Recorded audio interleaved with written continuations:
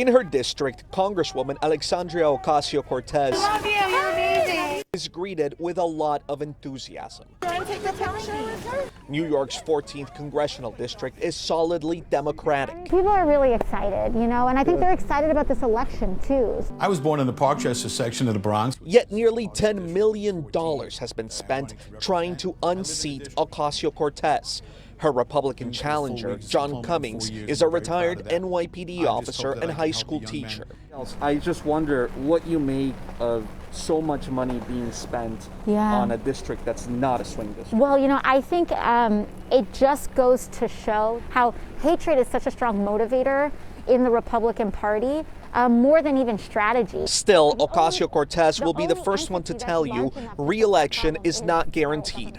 Her surprise primary victory in 2018 rocked the Democratic establishment. Your election has now ushered in this new wave of progressive candidates right here in the metro area. You have Richie Torres, Mondaire Jones, Jamal Bowman. They're all likely going to be joining you in the next session of Congress. And I think there's so many people that have been looking at the current state of the Democratic Party and saying, listen, the Democratic Party has failed us for a very long time. But that doesn't mean that we want Republicans to be in control. Yet many of her ambitious progressive policies go much further than the current Democratic nominee, former Vice President Joe Biden. He doesn't support Medicare for all. He's not for the Green New Deal. He's not going to cancel all student debt. So why should progressives vote for him?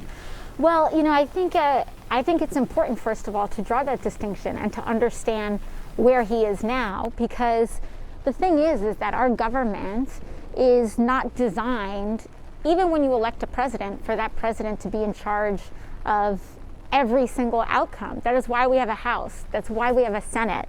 And it's why we have people organizing on a grassroots level, because at the end of the day, the power in our democracy is still in the people. Whatever Tuesday's results may be, businesses in Midtown are getting ready for possible unrest following the election after a summer of protests that at times were not peaceful. What do you make of some of these protests that have been taking place? Some of them violent, some of them setting businesses on fire.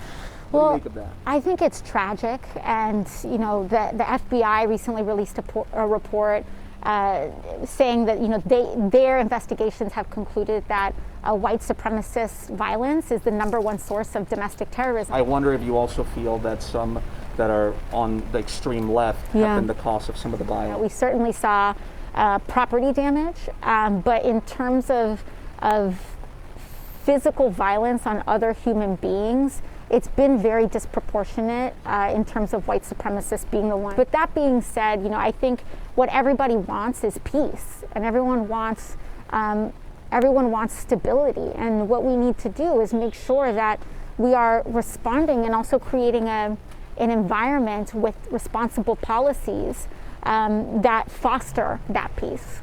I'm Christian Benavides, Pix 11 News.